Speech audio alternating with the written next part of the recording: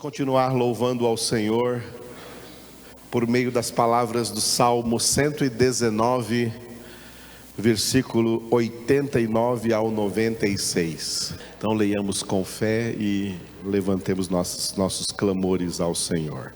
Salmo 119, 89 a 96. Para sempre, ó Senhor, está firmada a tua palavra no céu. A tua fidelidade estende-se de geração em geração. Fundaste a terra e ela permanece.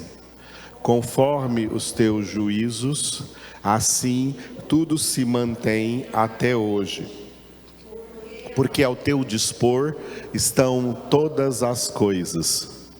Não fosse a tua lei ter sido o meu prazer, há muito já teria eu perecido na minha angústia.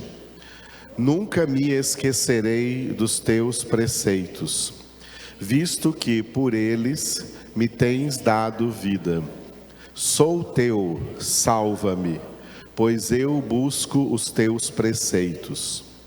Os ímpios me espreitam para perder-me, mas eu atento para os teus testemunhos. Tenho visto que toda perfeição tem seu limite, mas o teu mandamento é ilimitado. Muito bem, no penúltimo versículo que nós vamos ver hoje, nesse nosso salmo, parágrafo do Salmo 119, em português a palavra de Deus está sendo chamada aí de testemunhos, mas em hebraico diga estatutos.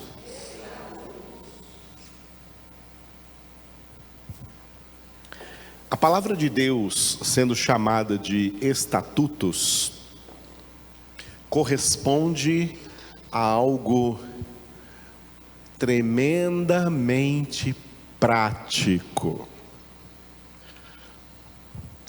Nós temos um problema apegado na nossa alma, que nós precisamos tratar desse problema, como de tantos outros. Por isso que a santificação é tratamento na alma.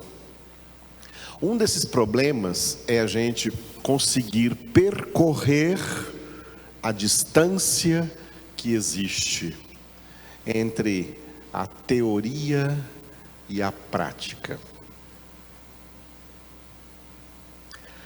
Amados, a palavra de Deus é o Evangelho de Deus, que é o poder de Deus para a salvação de todo aquele que crê.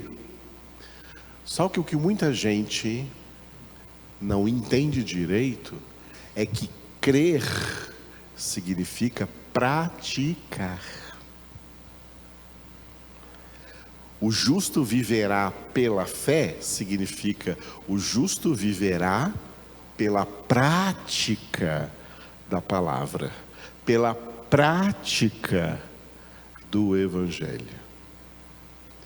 Porque senão o Evangelho continua sendo o poder de Deus, mas para a condenação daquele que não pratica.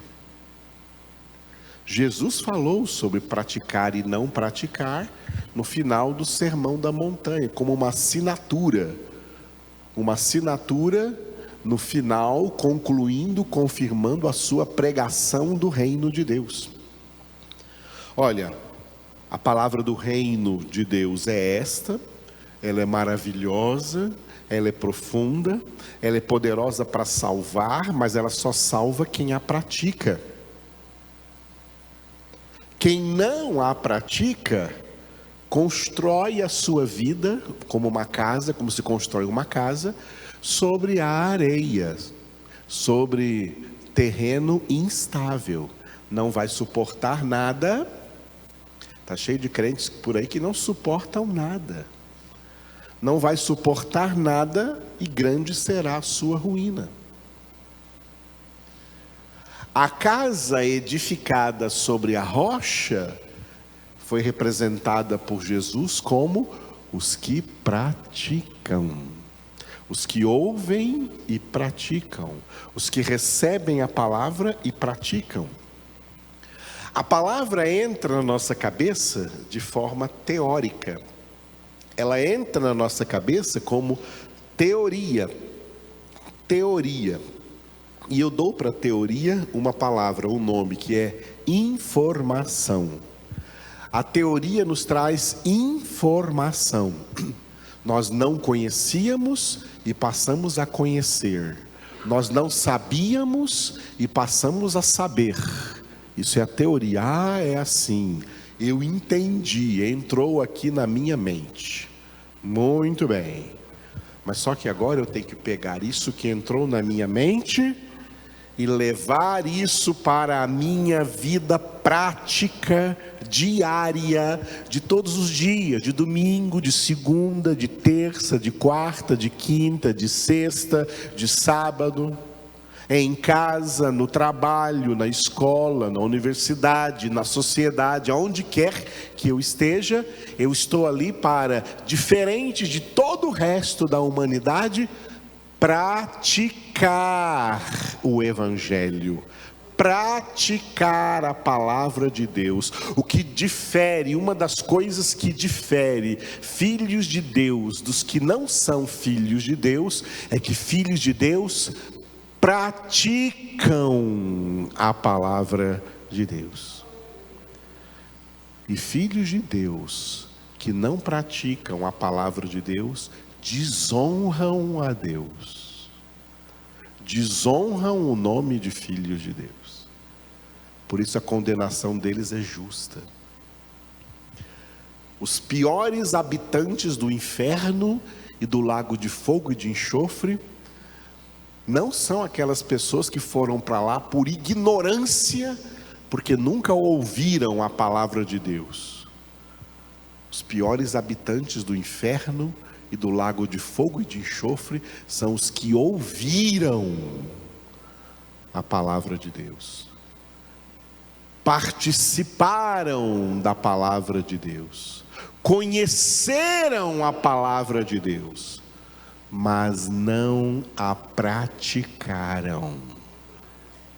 Receberam a palavra de Deus em suas vidas só na teoria, na informação, e não levaram isso para a prática. A prática, assim como para a teoria eu dou o nome de informação, a prática tem o nome de formação. Você recebe informação recebendo teoria, e você recebe formação praticando aquilo que você recebeu por teoria. Formação para que o caráter de Cristo seja formado em você, para que a imagem do Filho de Deus seja formada em você, para que Cristo seja formado em vocês. Quando Paulo escreveu a carta aos Gálatas, ele estava decepcionado com os crentes daquela região, que foi a primeira região que ele pregou o Evangelho na sua primeira viagem, juntamente com Barnabé. Essa viagem está registrada em Atos 13:14. Na região da Galácia, a Galácia, a Frígia e a Panfilha, a região frígio-gálata, para quem depois Paulo escreveu a carta aos Gálatas, num tom de decepção. Paulo estava decepcionado com os crentes da Galácia.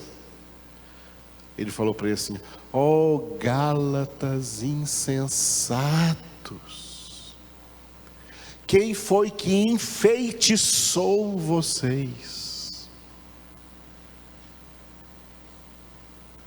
Depois de ouvirem a palavra da verdade, depois de começarem bem, vocês começaram bem, depois de começarem pelo Espírito, vocês agora estão de novo andando na carne. Por isso que foi lá aos Gálatas que Paulo colocou as obras da carne. E os que as praticam não herdarão o reino de Deus. Ele disse: ó Gálatas insensatos, eu estou aqui como uma mãe, sentindo dores de parto, desejando ver Cristo ser formado em vocês. Esse é o tom da epístola de Paulo aos Gálatas.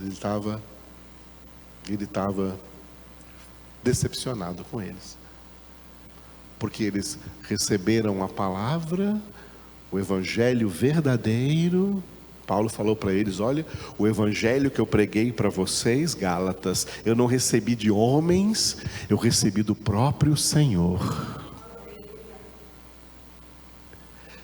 Eles receberam a palavra, mas depois não estavam praticando. Alguém não pratica a palavra porque não conhece a palavra? Por ignorância? Sim. A maioria da humanidade não pratica a palavra porque é ignorante. Mas não praticar a palavra conhecendo-a, isso é muito grave. Isso é muito grave. Porque já não é mais pecado de ignorância, é pecado de desobediência, é pecado de rebeldia contra a palavra que ouviu. Eu ouvi essa palavra, eu já entendi a palavra, ela está aqui na minha cabeça, mas eu vou fazer do meu jeito. Se lasca todo.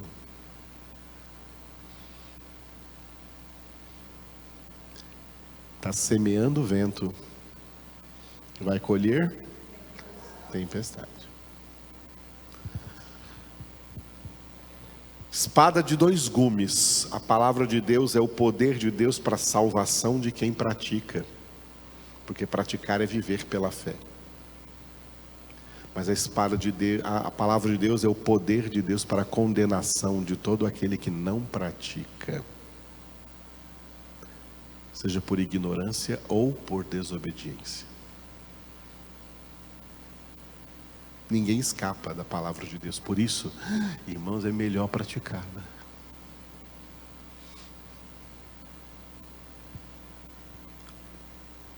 Ainda que difícil seja, é melhor praticá-la. Tem coisas na palavra que são difíceis de praticar, mas não impossíveis de praticar.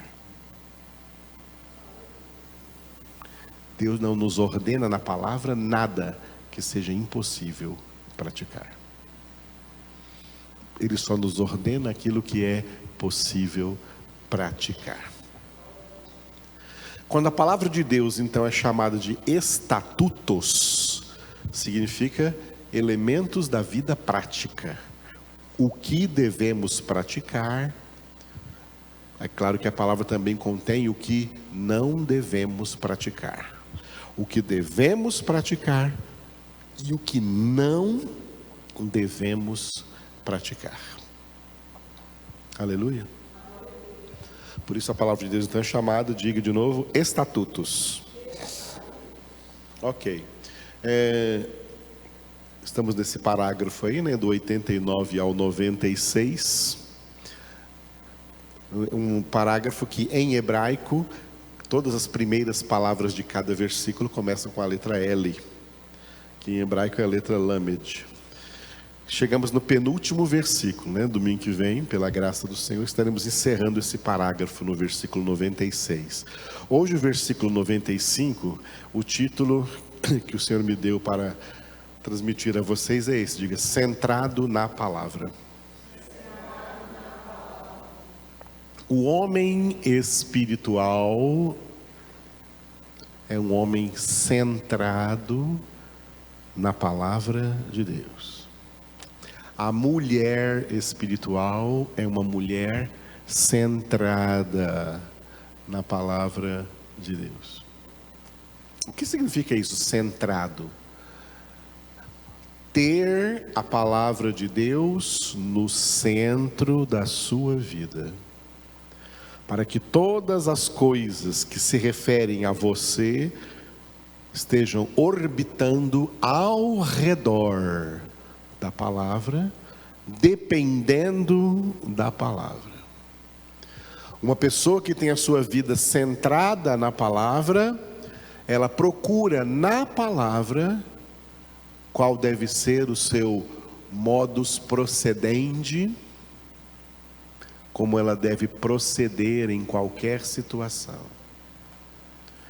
Qual deve ser o seu modus operandi, o que ela deve fazer diante de qualquer circunstância que surja em sua vida. É uma pessoa centrada na palavra. Quem não é centrado na palavra, acontece alguma coisa e ela vai e age na tora, do jeito que ela pensa, do jeito que ela sabe, ela reage assim. Cuidado com as suas reações. Está vendo? Estamos falando de ações e de reações. Cuidado com as suas reações, porque as reações, elas surgem quando algo inesperado acontece. Algo que você não estava esperando acontece, então você tem a tendência de reagir automaticamente, e esse reagir automaticamente, ele é rápido, ele é impensado, ele é irrefletido, e vai ser um agir errado, uma reação errada, segundo a carne. Opa, pera aí. Um tapa é uma coisa bem rápida. Jesus falou assim: alguém que deu um tapa na sua cara, qual deve ser a sua reação? Mas a reação da maioria é virar outra mão na cara do fulano. Entendeu? Mas você também não faria a mesma coisa no meu lugar. Cuidado com as reações.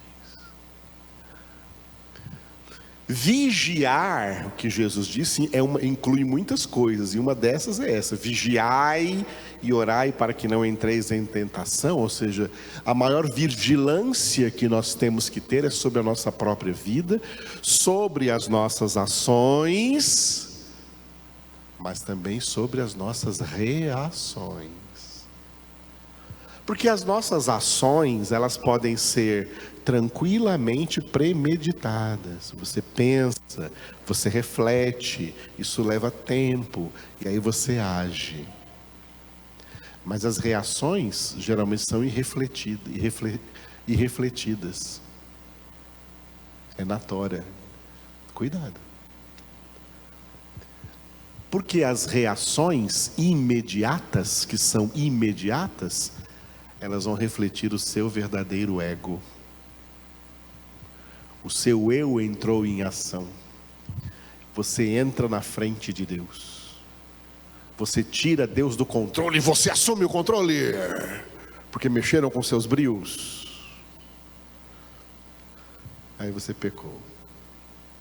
E vai ter consequências. Por isso que no processo de santificação, o Senhor vai preparando, vai moldando a sua alma para que as suas reações sejam diferentes e pautadas pela palavra de Deus. Aí você mesmo vai se surpreender: puxa, aconteceu isso comigo e eu reagi de uma forma espiritual. Antigamente eu não era assim, antigamente eu reagia na carne. Mas agora eu estou conseguindo reagir de forma espiritual, porque isso é um sinal do que Deus já fez na minha vida. Tá? Isso só vai acontecer centralizando a sua vida na palavra de Deus, passando a ser uma pessoa centrada na palavra de Deus. É por isso que eu tenho na minha cabeça assim, a ideia de que esse salmista aqui do Salmo 119, que não tem aqui autoria, né, não tem aqui autoria descrita, um salmo anônimo, autoria anônima, pode ser o mesmo do Salmo número 1, que também tem autoria anônima, que é um homem que tem o seu prazer na lei do Senhor e nela medita de dia e de noite. O que a meditação produz? A meditação o leva a tempo, irmãos. O que você está fazendo do tempo que Deus está te dando? Como você está usando o tempo que Deus está te dando? Como você está administrando o tempo que Deus está te dando? É um tempo muito breve, hein? 70 anos, 80 anos, não é nada. Hein? Não é nada diante da eternidade. Deus deu a cada um de nós um determinado período de tempo. Para quê? Para que o busquemos de todo o coração. Para que usemos esse tempo com coisas que edificam. Satanás procura, como príncipe desse mundo e pai da mentira, tentar te distrair das coisas que edificam e enchendo a sua cabeça e a sua mente de coisas que não trazem nenhuma edificação espiritual para você. As coisas do mundo, elas te descentralizam da palavra. O homem espiritual não se deixa distrair por essa palhaçada de Satanás. O homem espiritual se concentra, centraliza a sua vida na palavra de Deus. Meditando nela, meditar leva tempo. Meditar leva tempo. Você lê um versículo em menos de 1 segundo. Mas meditar nesse versículo pode levar horas. Meditação na palavra. A meditação na palavra produz esse efeito de colocar a sua vida centrada na palavra. Centrados na palavra de Deus. Aleluia. Esse é o nosso título, porque o salmista ele orou assim. Na nossa tradução em português, ele disse: os ímpios me espreitam para perder-me, mas eu atento para os teus testemunhos. Com vocês.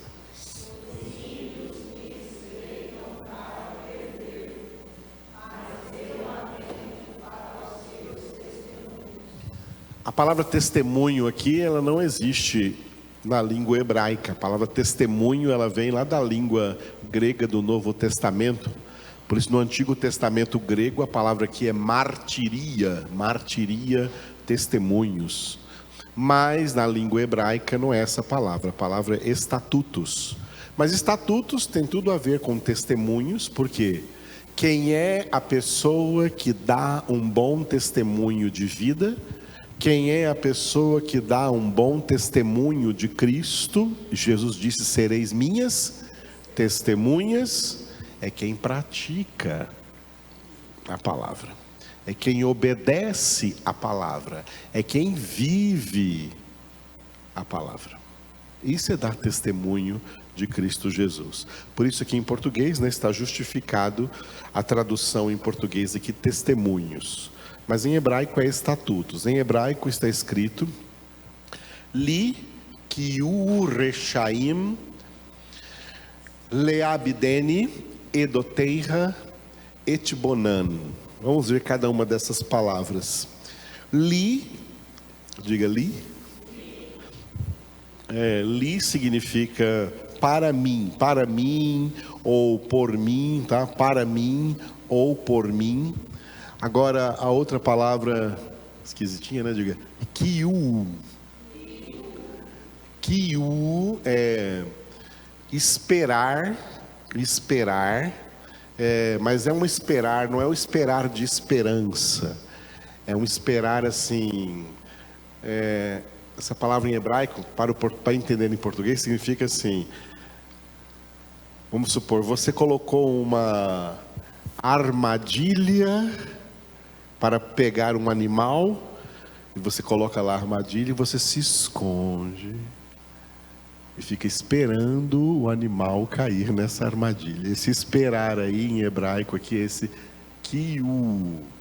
Ou você vai pescar, né? Você coloca lá a isca, você coloca a isca lá no anzol, joga a sua vara e fica esperando em silêncio, quieto, até que o peixe morda a isca, esperando. Esse é o sentido desse verbo esperar aqui. Por isso, li, kiu, por mim esperam.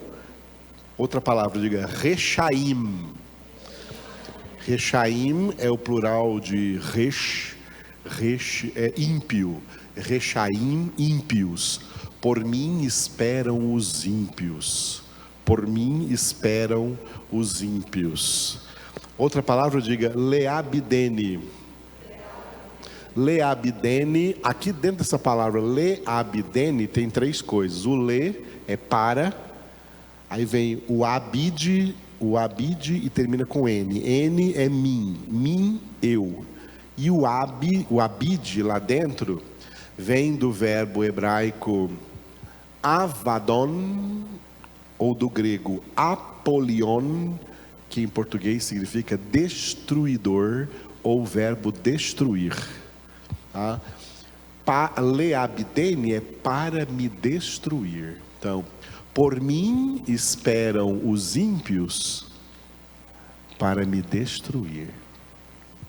Ou seja, o mundo ímpio, sem Deus, quer ver a destruição de quem é de Deus. Tá? Quer ver a destruição de quem é de Deus. Aí o salmista contrapõe a isso a sua conduta. A sua conduta é a seguinte, diga, edoteira. Edoteira é os teus estatutos, falando com Deus, os teus estatutos, diga, etibonan. Etibonan é o verbo prestar atenção, um verbo que precisa de um verbo auxiliar, né? Prestar atenção. Nos teus estatutos eu presto atenção. Ou seja, o mundo quer me destruir, mas eu não presto atenção nisso não, eu presto atenção na tua palavra. Ok? Então, likiu rechaim leabdene edoteira etibonan, em português fica assim, ó. Por mim esperam os ímpios para me destruir, mas eu presto atenção aos teus estatutos. Vocês. Por mim esperam os ímpios para me destruir, mas eu presto atenção aos teus estatutos. Aleluia. Bom, é assim que deveria estar em todas as Bíblias, tá? Por mim, por isso, mas em português está até bom. Aqui que eles usaram o verbo espreitar. Os ímpios me espreitam. Os ímpios me espreitam. Né? Então, é interessante o verbo espreitar, porque o verbo espreitar é estar olhando, é estar vigiando, né? Aquele negócio assim, estou de olho, estou de olho, estou espreitando. Ou estou espiando.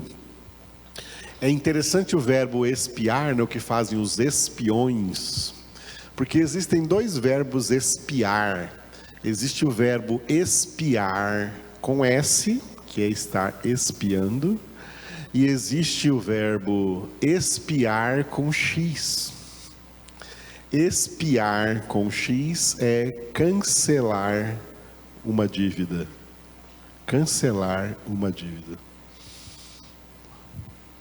Então, aquela dívida, aquela conta expirou, né? Porque ela foi espiada. Primeiro, nós temos que entender uma coisa muito importante que eu gosto de falar, especialmente quando eu falo sobre um tema importante que aparece no livro de Jó, de maneira ali implícita nos 2 primeiros capítulos, que é uma coisa que se chama testemunho espiritual. O que é testemunho espiritual? Nós temos que entender que Em todo o tempo da nossa vida, nós estamos sendo vigiados, nós estamos sendo espiados ou espionados, nós estamos sendo vistos,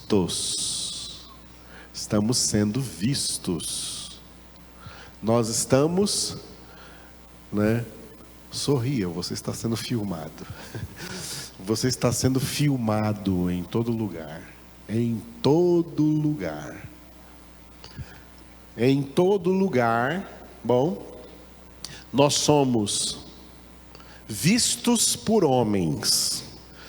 Somos vistos por homens. Homens nos veem.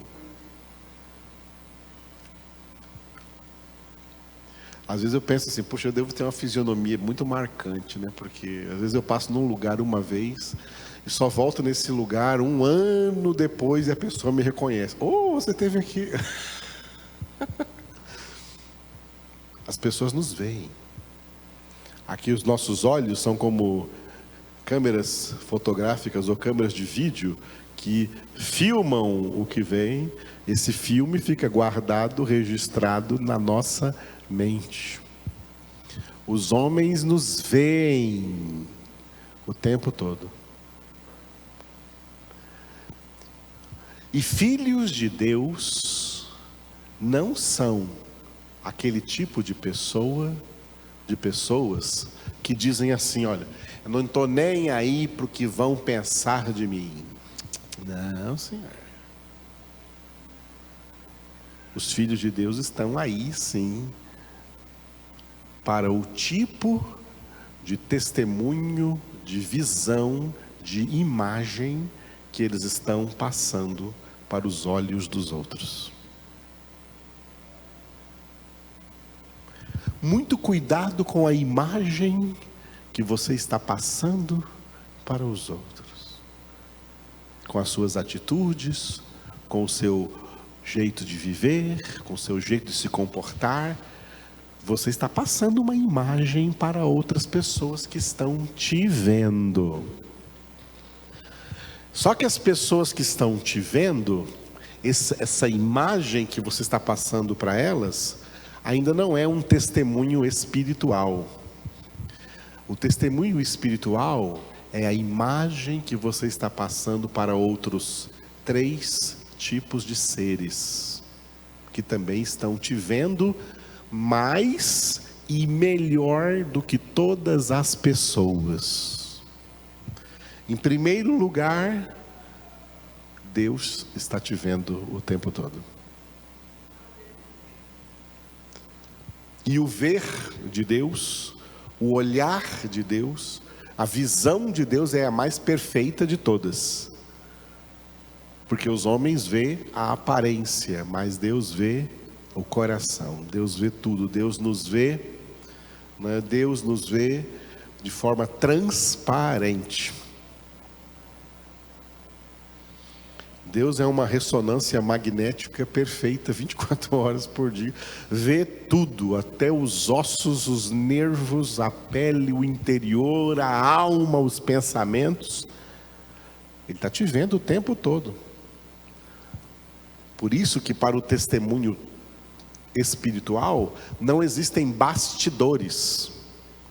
Existem bastidores que você pode se esconder de homens. Mas não existem bastidores para você se esconder de Deus. Os olhos de Deus estão em todo lugar. Ele vê tudo.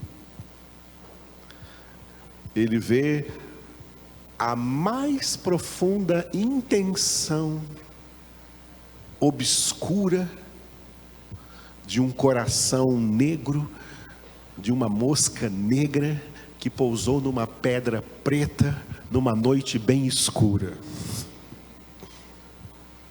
Deus vê tudo. Mas além de Deus, no testemunho espiritual, os anjos também veem. Os 2 tipos de anjos. Os anjos santos e também os anjos decaídos. Satanás e os demônios são decaídos mas ainda são anjos. E mesmo decaídos, não perderam seus poderes essenciais de anjo. Continuam sendo anjos. Os anjos não são deuses. Por isso eles não são, por exemplo, onipresentes. Cada anjo de Deus, ou anjo decaído, ou demônio, só pode estar em um lugar de cada vez, assim como nós. Mas onde você tiver ali anjos de Deus, ou anjos decaídos, eles estão espiando você. Eles estão espiando você. Melhor, não tanto quanto Deus, mas melhor do que qualquer homem esteja espreitando você, esteja olhando para você.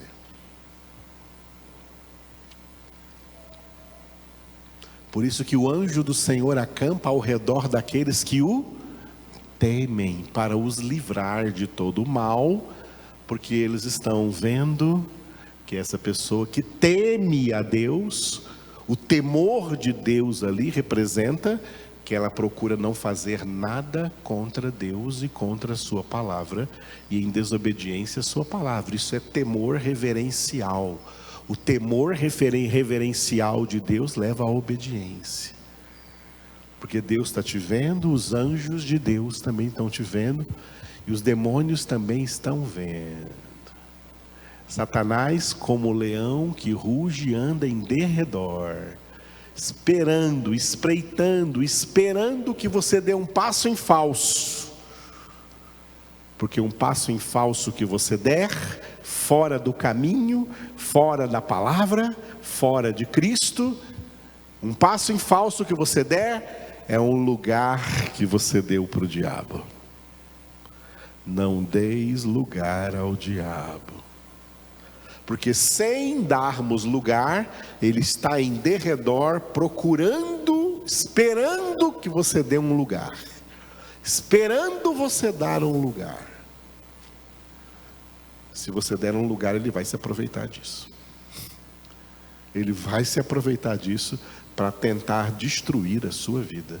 Para tentar, Avadon, destruir a sua vida. Ele é o destruidor, que quer destruir a sua vida. E às vezes você deu um lugar, né? O diabo entrou para destruir a sua vida, mas você se arrependeu, você voltou. O diabo não destruiu a sua vida, mas deixou uma marca para o resto da sua vida. Deixou cicatrizes para o resto da sua vida. Deixou feridas para o resto da sua vida. Deixou marca para o resto da sua vida, para você lembrar assim, puxa, eu não podia ter dado aquele passo em falso. Eu podia ter evitado isso. Não é verdade? Quando eu prego sobre Jó, eu falo sobre isso porque olha o testemunho espiritual que Deus deu de Jó para o diabo. Deus falou para o diabo assim: de onde você vem, Satanás? Eu venho de rodear a terra e de passear por ela. Não é como se Deus tirasse sarro dele. Você não é onipresente, né? Você tem que ficar rodeando. Eu não preciso, eu estou presente o tempo todo. Eu vejo tudo o tempo todo. Mas tudo bem, você veio de passear a terra, né? Está tudo do jeito que você gosta. Mas eu não estou nem aí para todo mundo na terra, não. Eu quero chamar a sua atenção, Satanás, para um homem só, para o meu servo Jó. Você prestou atenção, você viu, você está vendo como que é o meu servo Jó? Homem justo, reto, temente a Deus e que se desvia do mal. Essa é a imagem espiritual filmada pelos olhos de Deus quando via Jó. Por isso diz no livro das Crônicas, os olhos de Deus passam por toda a terra para mostrar-se forte para com aqueles cujo coração é totalmente dele. Jó era um desses. Jó era centrado em Deus, convertido a Deus, voltado para Deus. E tendo essa visão espiritual, esse testemunho espiritual de Jó, Deus pega o Jó e mostra o Jó para o diabo. Você viu? Eu sei que você olhou para todos os homens da terra, todos eles estão decaídos. Você conseguiu derrubar todos eles. E o meu servo Jó, você conseguiu derrubar? Você deu uma olhada bem nele? Eu não estou nem aí para esses outros. Eu quero que você veja o meu servo Jó. Você consegue fazer com ele igual você consegue fazer com os outros? Você consegue dominar o meu servo Jó como você está dominando todos os outros? Esse é o testemunho espiritual. Não é o que muita gente fala de Jó, é o que Deus fala de Jó, porque a visão que Deus tem dele é a visão perfeita, é a visão correta, porque Deus não é enganado por nenhuma aparência. Ele vê tudo, Ele sonda tudo, Ele olha tudo. É o seu testemunho espiritual diante de Deus. Porque é inevitável que todos estão nos olhando. Homens estão nos olhando. Demônios estão nos olhando. Anjos estão nos olhando. E principalmente, Deus está nos olhando. Só que Deus está nos olhando com o propósito de conduzir nossas vidas na santificação. Enquanto homens ímpios e anjos, demônios, ou seja, o sistema mundial do mundo que jaz no maligno, nos odeia. Por isso Jesus disse: sereis odiados de todos por causa do meu nome. O mundo e o príncipe desse mundo nos quer destruir, quer a nossa destruição. Só que o diabo é astuto. Ele não vem nos destruindo assim fisicamente. A destruição começa aqui, na cabeça, trazendo para sua mente coisas que vão descer para suas emoções e que vão descer para suas vontades, trazendo para sua mente distrações da palavra. Distrações da palavra. Você está andando no caminho, mas de repente você para porque você vê uma coisa que te chamou a atenção à direita ou à esquerda desse caminho. Aquilo que te chamou a atenção é uma isca de Satanás. Se você parar de andar no caminho e der atenção a essa isca e for lá morder a isca, ele te pega. O diabo usa o mundo e tudo que há no mundo, porque tudo que há no mundo é concupiscência. O diabo usa o mundo como distrações, iscas, para tirar a sua atenção do caminho, para tirar a sua atenção de Cristo, para tirar a sua atenção da palavra. Sai daí um pouco, vem para cá. E é por isso que Deus disse a Josué, Josué capítulo 1, olha, tão somente seja forte e corajoso para não te desviares, nem para a direita, nem para a esquerda, de nenhuma das palavras deste livro da lei.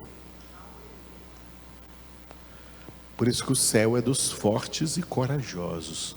Como Jesus disse em Mateus capítulo 11, versículo 12. O reino dos céus é conquistado por esforço, e os que se esforçam, o conquistam.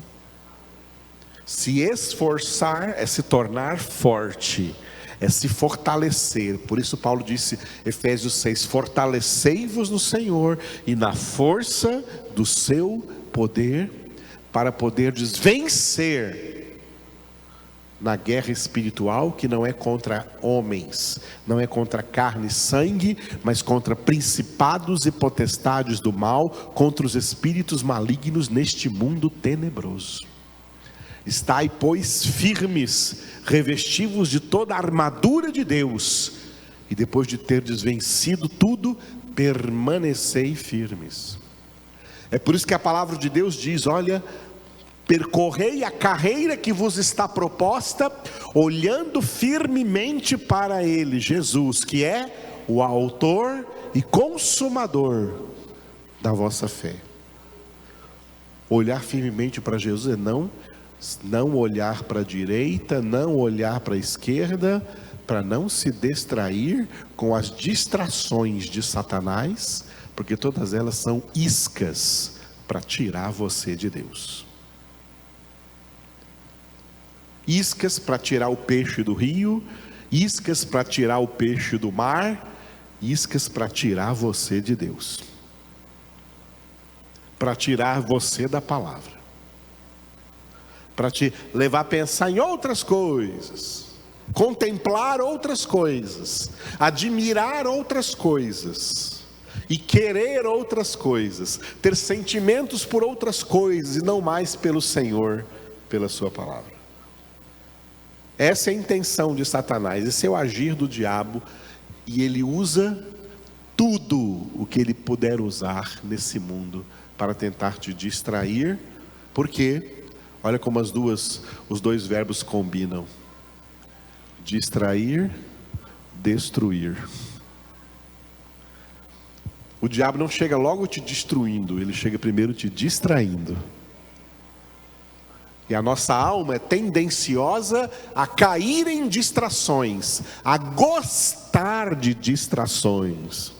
Oh, distrai um pouco. Quando você distrai, você trai. E ai daquele por quem o Filho do Homem for traído. Judas estava com Cristo durante 3 anos e meio, mas se distraiu da verdade por causa das suas intenções políticas. Se distraiu e traiu Jesus e acabou se destruindo. Distração traz destruição. Por isso, filhos de Deus não são distraídos. Filhos de Deus são centrados. Centrados na palavra, de dia e de noite. Por isso que o salmista diz: olha, o mundo inteiro está esperando para me destruir, esperando eu dar um passo em falso, esperando eu cair em alguma armadilha. Mas eu presto atenção aos teus estatutos, eu presto atenção à tua palavra, eu estou ligado na tua palavra, centrado na tua palavra. O homem centrado na palavra é o homem espiritual, que será um marido espiritual, um pai espiritual, um profissional espiritual, um cidadão espiritual. Uma mulher centralizada na palavra, centrada na palavra, é uma mulher espiritual e vai ser uma esposa espiritual. Portanto, uma esposa sábia que edifica a sua casa, uma mãe espiritual, uma profissional espiritual, se trabalha fora de casa, uma cidadã espiritual. Jesus veio nos salvar para nos trazer vida espiritual com abundância, para sermos pessoas espirituais, não carnais. Carnais são inclinadas para a carne. Os que se inclinam para a carne vão morrer. Mas os que se inclinam para o Espírito vão viver vida e paz. Como Paulo diz em Romanos, no tratado que ele escreveu sobre vida espiritual, em Romanos capítulo 8. Glória a Deus. Então, Resumindo, esse versículo está dizendo para nós assim: olha, o mundo quer nos destruir. Para não ser destruídos, se concentra na palavra. E a palavra diz o que você deve fazer e o que você não deve fazer. Por isso ela é composta dos estatutos. Faça o que a palavra diz. Obedeça o que a palavra diz. Quem obedece não erra. Quem obedece não sai do caminho. Quem obedece permanece no caminho e chega na casa do Pai.